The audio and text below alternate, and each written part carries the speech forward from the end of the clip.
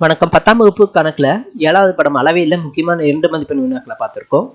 ஏற்கனவே 1 to 5 முக்கியமான 2 marks வந்து போன வீடியோவில் பார்த்துருக்கோம். இந்த வீடியோவில் 6வது கணக்குலேருந்து 10வது கணக்கு வரையும் பார்க்கலாம். இப்போ முதல்ல 6வது கணக்கு. ஒரு கூம்பின் இடைக்கண்ட சாயுரம் 5 சென்டிமீட்டர் ஆகும். அதன் இரு ஆரங்கள் 4 சென்டிமீட்டர் மற்றும் 1 சென்டிமீட்டர் எனில் இடைக்கண்டத்தின் வலைப்பரப்பை காண்க அப்படின்னு கேட்டிருக்காங்க.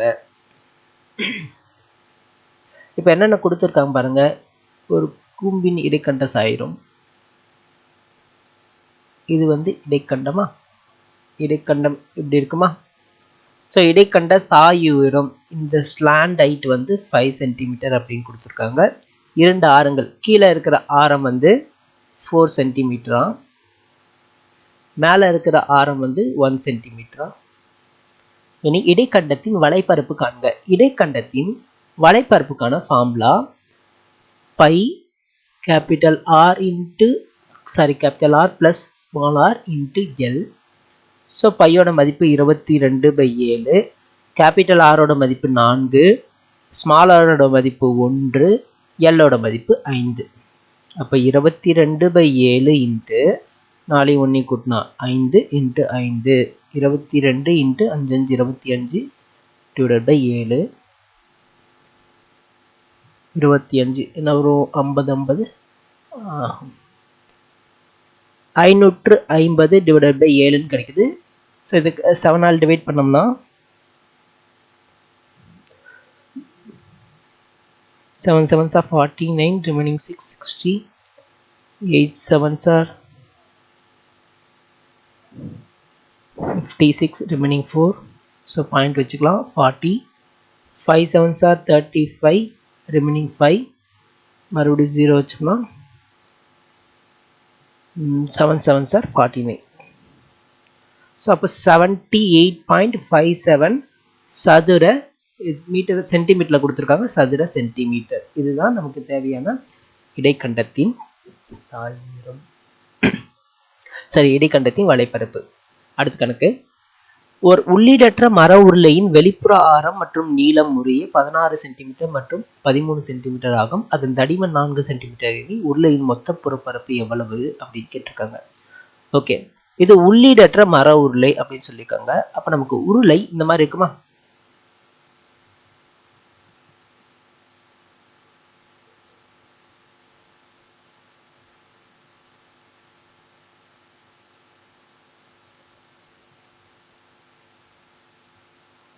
ஓகே, ஸோ உள்ளீடற்ற உருளைனா இந்த மாதிரி இருக்கும்.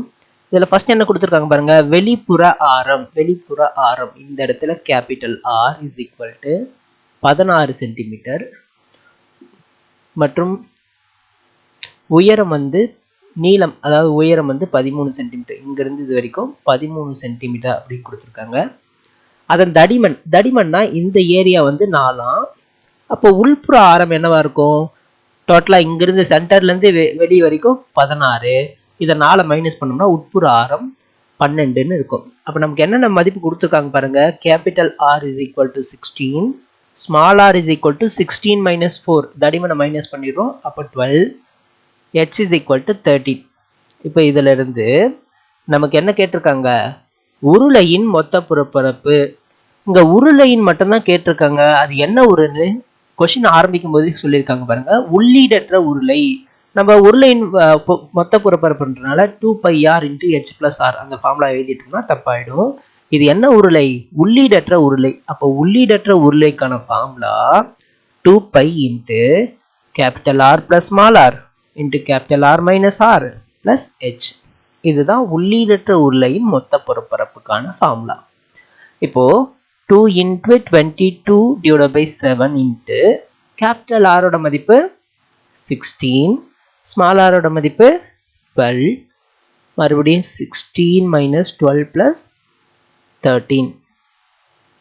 Okay, 2 into 22 by 7 into 28 into 4 plus 17. So இது 1 times 4 times 88 இன்ட்டு 34ன்னு வருது. நான் இந்த ரெண்டுத்தையும் மல்டிப்ளை பண்ணிக்கிறேன், இந்த 2 17 மல்டிப்ளை பண்ணிக்கிறேன். So 34 into 88. 32 remaining 3. 24, 27. 2992. இதுதான் உள்ளீடற்ற உருளையின் மொத்த புறப்பரப்பு. இது வந்து கொஸ்டின்ல சென்டிமீட்டர்ல கொடுத்துருக்காங்களா, அப்போ சதுர சென்டிமீட்டர் இல்லை சென்டிமீட்டர் ஸ்கொயர்னு எழுதி முடிக்கணும். இப்போ சதுர சென்டிமீட்டர், அப்படி இல்லைன்னா சென்டிமீட்டர் ஸ்கொயர். ஓகே, அடுத்த கணக்கு பார்க்கலாம்.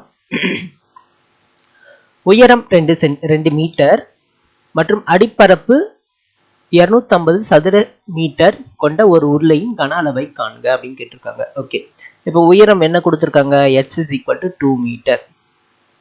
அடிப்பரப்பு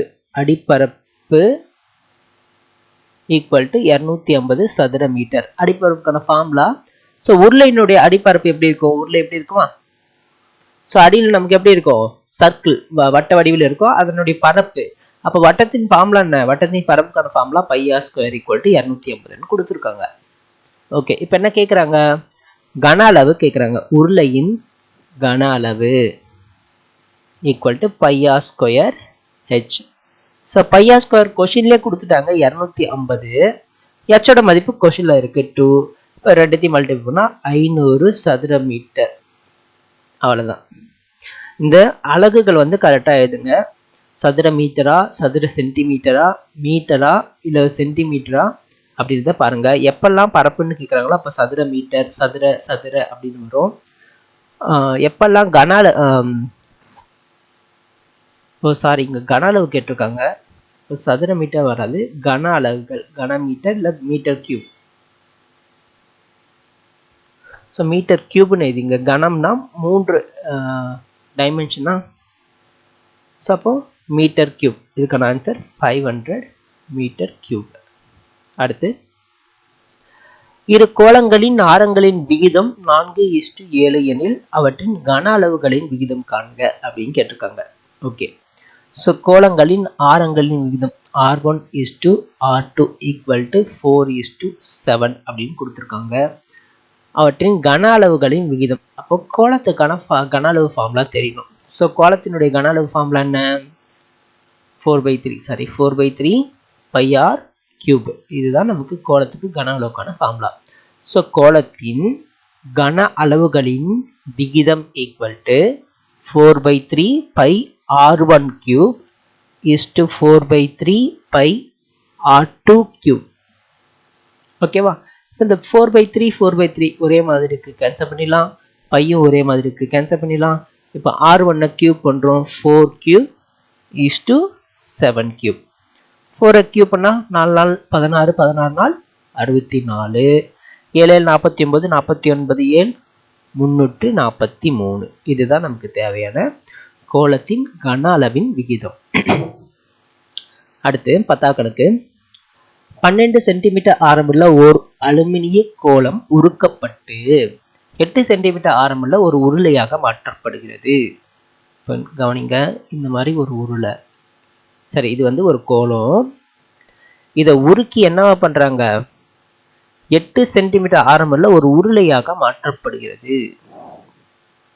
ஸோ இந்த மாதிரி உருளையா மாத்துறாங்களாம். இதனுடைய ஆரம் வந்து 8 சென்டிமீட்டரா, இதனுடைய ஆரம் வந்து 12 சென்டிமீட்டர்.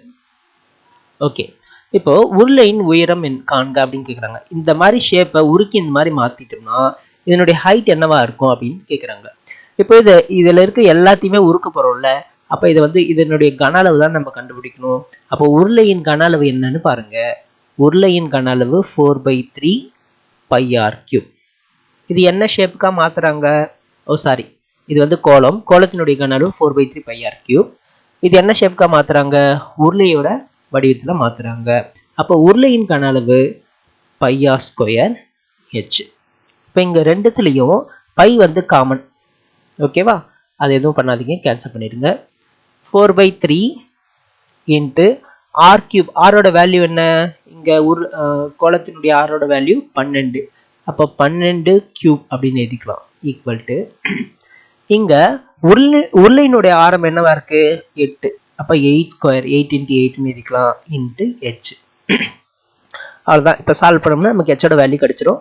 இங்கே 4 into 12 into 12 into 12 divided by 3 into இங்கே இருக்கிற 8 இங்கே எத்தனை வந்து எழுதிக்கலாமா 8 into 8 equal to h. So 8 2 டேபிளாக கேன்சல் பண்ணலாமா 4 டேபிளாக கேன்சல் பண்ணலாம் 3 டைம்ஸ் மறுபடியும் 4 டேபிளாக கேன்சல் பண்ணலாம் 3 டைம்ஸ் மறுபடியும் இந்த ரெண்டு 2க்கு ஒரு 2 2s are 4 3 12 கேன்சல் ஆகிடுது 4 into 3 into 3.